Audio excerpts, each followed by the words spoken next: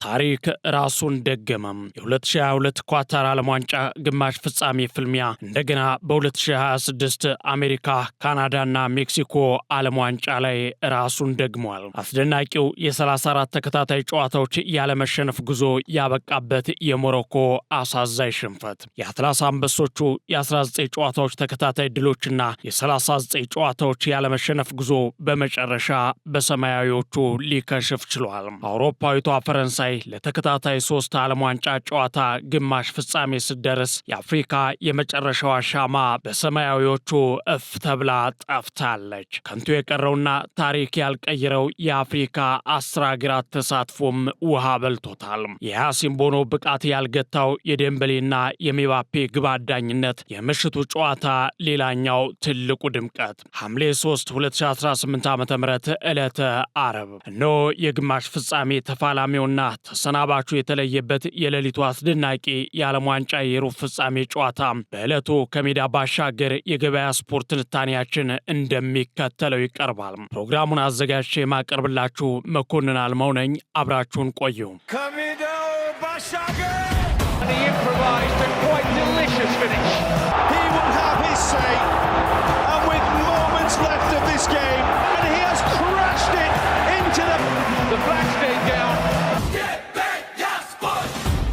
በዓለም ዋንጫው መድረክ ስትበራ የነበረችው የመጨረሻዋና ብቸኛዋ የአፍሪካ ሻማ በመጨረሻም በፈረንሳይ ትንፋሽ እፍ ተብላ ጠፍታለች። ታሪክ ራሱን አይደግምም ይሉት ነገር ሌሊቱን የተሻረበት፣ በአንድም በሁለትም መልኩ ታሪክ ራሱን የደገመበት የሌሊቱ ከባድና ተጠባቂ ፍልሚያ እነሆ 4 ዓመት ጠብቆም ተመሳሳይ ውጤት አስመዝግቦ አልፏል። በዩናይትድ ስቴትስ ወይም አሜሪካ ማሳቹሴትስ ግዛት ፎክስቦሮ በሚገኘው ቦስተን ወይም በተለምዶ ጂሊየት ተብሎ በሚጠራው ስቴዲየም የተደረገውና ሁለቱን አፍሪካዊ መልኮች ያገናኘው ጨዋታ አውሮፓዊቷን ሀገር ባለድል ማድረግ ችሏል።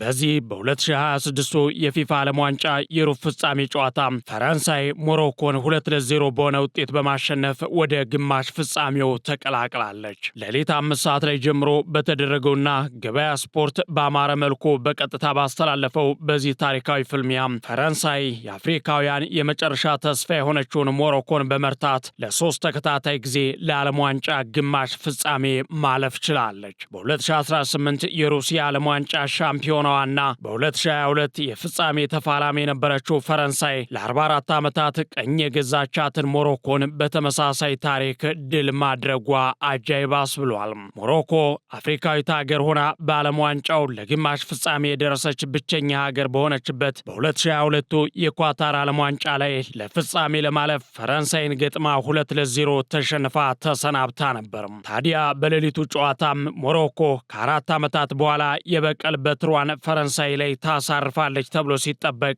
በተመሳሳይ ውጤት ታሪክ ራሱን ደግሞ ለማለፍ ችሏል።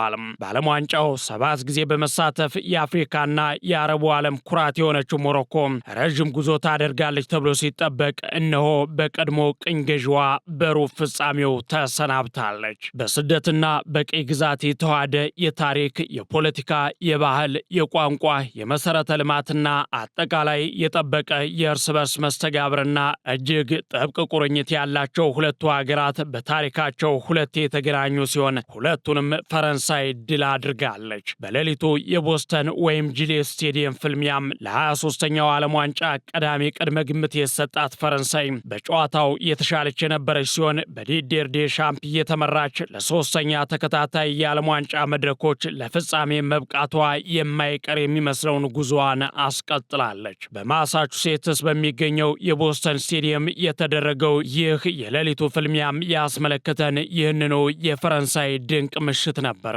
በእርግጥ የብርቱካናማዎቹ ምሽት ጅማሮና የያሲን ቦኖ ልዩ ብቃት ፈረንሳይን ያስጨነቀና ለሞሮኮም የተስፋ ዕድልን ያሳየ ነበር።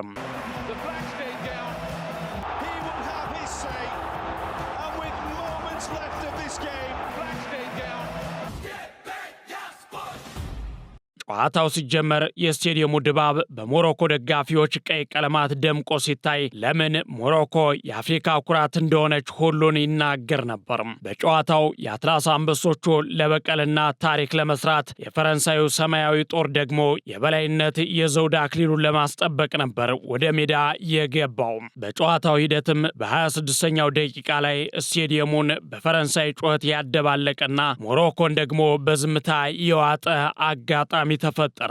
ፈረንሳዮች ማዝራዊ ኪላን ሚባፔ ላይ በሰራው ጥፋት የፍጹም ቅጣት ምት ማግኘት ቻሉ።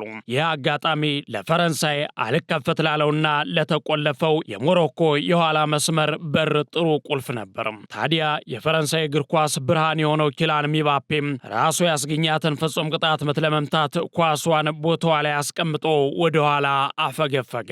ከ3 ደቂቃ በላይ ከወሰደ በኋላ የአርጀንቲናዊውን ዳኛ ፋኩንዶ ቴሎን ፊሽካ ጠብቆ ተንደርድሮ በቀኝ እግሩ ኳሷን ወደ መረቡ ላካት። ሆኖም ግን የሞሮኮ የግብ ዘብ የተሞከሩ ኳሶችን ሁሉ አምካኝ የሆነው የፍጹም ቅጣት ምቱ መድኃኒት የአህጉሪቱ የወቅቱ ምርጡ ግብ ጠባቂ ያሲን ቦኖ ከሚባፔ በግራ በኩል የተመታቸውን ቀለል ያለች ኳስ በቀላሉ ተቆጣጠራት። የሽንፈትን መርዶ አልቀበልም፣ መረቤና አላስደፍርም ብሎ በርካታ የደንበሌን የሚባፔንና የሌሎችንም ሙከራዎች በአስገራሚ ብቃት ሲያመክን የነበረው ያሲን ቦኖ የኪላን ሚባፔን ፍጹም ቅጣት ምትም ጓንት ባጠለቁ ረዣዥም ጣቶች በቁጥጥር ስር አዋላት። በዚህም የመጀመሪያው አጋማሽ ያለምንም ግብ 0-0 በሆነ አቻ ውጤት ተጠናቀቀ።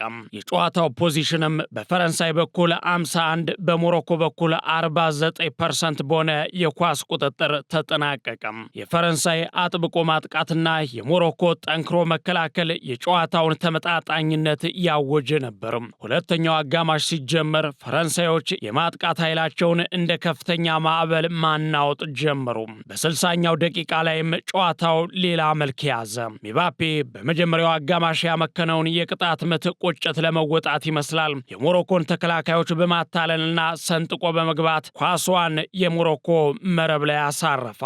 ይህች ግብ የእሱ በዚህ ውድድር 8ኛ ግቡ ሆና ከሊዮኔል ሜሲ እኩል ከፍተኛ ግብ አስቆጣሪ ስታደርገው ለፈረንሳይ ደግሞ የጨዋታውን መሪነት የሰጠችና ስቴዲየሙን በፈረንሳይ ደጋፊዎች በደስታ ያናወጠች ሆነች። የአፍሪካ የመጨረሻዋ ተስፋ ትጠፋለች ወይስ ትለመልማለች ተብሎ ሲጠበቅ ሞሮኮ ገና ከድንጋጤዋ ዳግም ሳታገግም ከ6 ደቂቃዎች በኋላ በ66ኛው ደቂቃ ላይ የወቅቱ የባላንዶር ባለጸጋው ኦስማን ዴምቤሌ ከሳጥን ውጭ የተላከለትን ኳስ በግሩም ሁኔታ ተቆጣጥሮ ወደ ያሲን ቦኑ በመላክ ሁለተኛዋን ግብ ማስቆጠር ቻለ።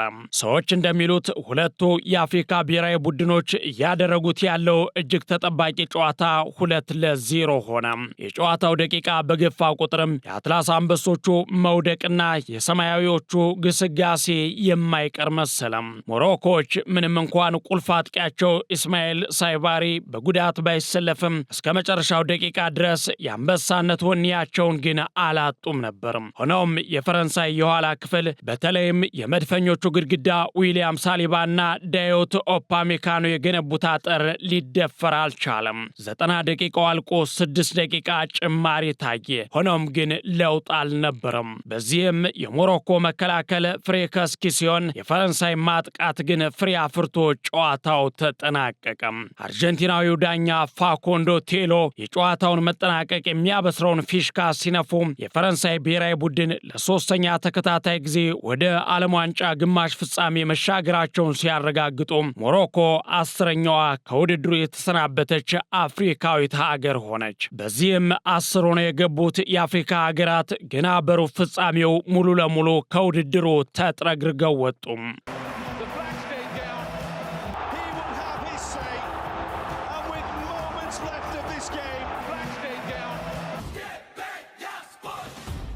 ታዲያ ይህ የሞሮኮ ሽንፈት ግን ከዓለም ዋንጫው ጉዞዋ የተገታችበት ብቻ ሳይሆን ከታሪካዊው ያለመሸነፍ ጉዞዋ የተሰናከለችበትም ጭምር ነበረ። የሞሮኮ ብሔራዊ እግር ኳስ ቡድን ወይም የአትላስ አንበሶቹ በታሪካቸው እጅግ አስደናቂ የተባለ የ34 ጨዋታዎች ተከታታይ ያለመሸነፍ ጉዞ ማድረግ ችለዋል። ይህም በዓለም አቀፍ እግር ኳስ ረዥምና አስደናቂ ከሚባሉ ጉዞዎች አንዱ ሲሆን ሞሮኮ 25 ጊዜ በማሸነፍና 9 ጊዜ አቻ በመውጣት አስደናቂ ክብረ ወሰን አስመዝግባለች። ሞሮኮ ይህንን የ34 ጨዋታዎች ተከታታይ ያለመሸነፍ ጉዞ በማድረግ ከጣሊያን 37 ጨዋታዎችና ከአርጀንቲና 36 ጨዋታዎች ያለመሸነፍ ጉዞ ክብረ ወሰን በመቀጠል በዓለም አቀፍ እግር ኳስ ታሪክ ረዥሙን ያለመሸነፍ ጉዞ ያስመዘገበች አስደናቂ ያውም አፍሪካዊ ሀገር መሆን ችላለች። ታዲያ ይህ ታሪካዊ ጉዞአቸው ያበቃው በሌሊቱ የ2026 የዓለም ዋንጫ ሩብ ፍጻሜ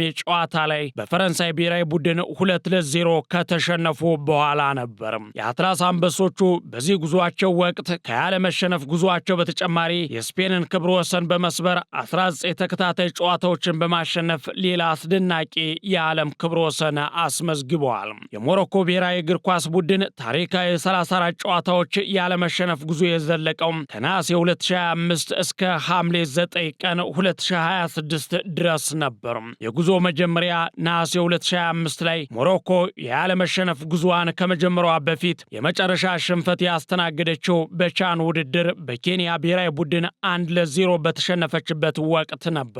ከዚህ ጨዋታ ማግስት ጀምሮ ግን ሞሮኮ ያለመሸነፍ ጉዞዋ በይፋ ተጀመረ። የጉዞዋ ማጠቃለያ እስከሆነው ትላንት ሌሊት ወይም ሐምሌ 9 ቀን 2026 ድረስ ለተከታታይ 10 ወራት ያህል በሁሉም ውድድሮች ሳትሸነፍ የዘለቀችው ሞሮኮ ትላንት በተደረገው የ2026 የዓለም ዋንጫ ሩብ ፍጻሜ ጨዋታ በፈረንሳይ 2-0 በሆነ ውጤት እስከ ተሸነፈችበት ቀን ድረስ ጉዞዋ ቀጥሎ ነበር። በዚህ ታሪካዊ ጉዞ ውስጥ ሞሮኮ 19 ተከታታይ ጨዋታዎችን በድል በመወጣት አዲስ የዓለም እግር ኳስ ክብረ ወሰን ማስመዝገብ ችላ ነበር። ምናልባት ሞሮኮ በአፍሪካ ዋንጫ ፍጻሜ በሴኔጋል ተሸንፋ የለም ወይ የሚል ጥያቄ ካጫረ ደግሞ ግልጽ ለማድረግ ያክል አዎ፣ በጥር 2026 ላይ በተደረገው የአፍሪካ ዋንጫ ፍጻሜ ጨዋታ ላይ የሞሮኮ ብሔራዊ ቡድን በሜዳው በሴኔጋል 1-0 መሸነፉ ይታወሳል።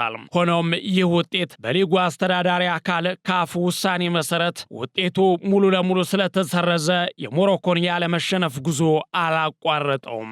ይህ አስገራሚ ታሪክ የተከሰተበትና ውጤቱ የተቀየረበት ምክንያት ደግሞ ጨዋታው ሊጠናቀቅ በተቃረበበት መደበኛ ሰዓት ላይ ለሞሮኮ የፍጹም ቅጣት ምት በመሰጠቱ ምክንያት የሴኔጋል ተጫዋቾችና አሰልጣኙ ፍጹም ቅጣት ምቱ ተገቢ አይደለም፣ በዳኛ እየተበደልን ነው በሚል ሜዳውን ለቀው ከወጡ በኋላ በሳዲዮ ማኔ አማካኝነት እንደገና ተመልሰው ጨዋታውን በትርፍ ሰዓት ቀጥለው ሴኔጋል 1-0 አሸንፋ ዋንጫውንም ወስዳ ነበር። ሆኖም ከጨዋታው ከሁለት ወራት በኋላ ግን መጋቢት 2026 ላይ የካፍ የይግባኝ ሰሚ ቦርድ የውድድሩን ሕግ መነሻ በማድረግ ሴኔጋል ሜዳውን ለቃ በመውጣቷ ውድድሩን በሽንፈት እንድታጠናቀቅ መወሰኑ አይዘነጋም። በዚህ ሕግ መሰረትም የሴኔጋል 1-0 አሸናፊነት ተሰርዞ ለሞሮኮ የ3-0 ነጻ ድል በመሰጠቱ ምክንያት የአትላስ አንበሶቹ የአፍሪካ ዋንጫ ሻምፒዮን መሆናቸው በይፋ ተረጋግጦ ነበር። ምንም እንኳን ሴኔጋል ውሳኔውን ባትቀበለውምና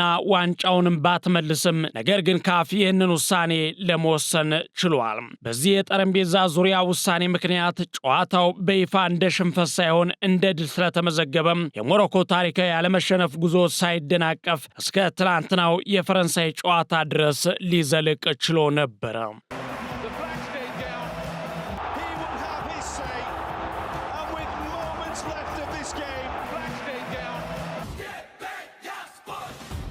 ዛሬ ሐምሌ 3 ቀን 2018 ዓ.ም ዕለተ ዓርብም የ2026 የዓለም ዋንጫ የሩብ ፍጻሜ ጨዋታ ሲቀጥል የስፔንና የቤልጅየም ብሔራዊ ቡድኖች የሚያደርጉት ታላቅ ጨዋታ በጉጉት ይጠበቃል። ጨዋታው በኢትዮጵያ ቀንና ሰዓት አቆጣጠር ዛሬ ዕለተ ዓርብ ምሽት 4 ሰዓት ላይ የሚጀመር ሲሆን ጨዋታውም በአሜሪካ ካሊፎርኒያ ግዛት ኤንግሊውድ ከተማ በሚገኘው ታዋቂው ሎስ አንጀለስ ሜዳ ወይም ሶፊ ስቴዲየም ላይ የሚደረግ ይሆናል። ታዲያ ይህንን በቀጣይ የግማሽ ፍጻሜ ጨዋታ የፈረንሳይን ተጋጣሚ ለመለየት የሚደረገውን ፍልሚያ ገበያ ስፖርት ከ3 ሰዓት ጀምሮ እንደተለመደው በቀጥታ ወደ እናንተ የሚያደርሰው ይሆናል።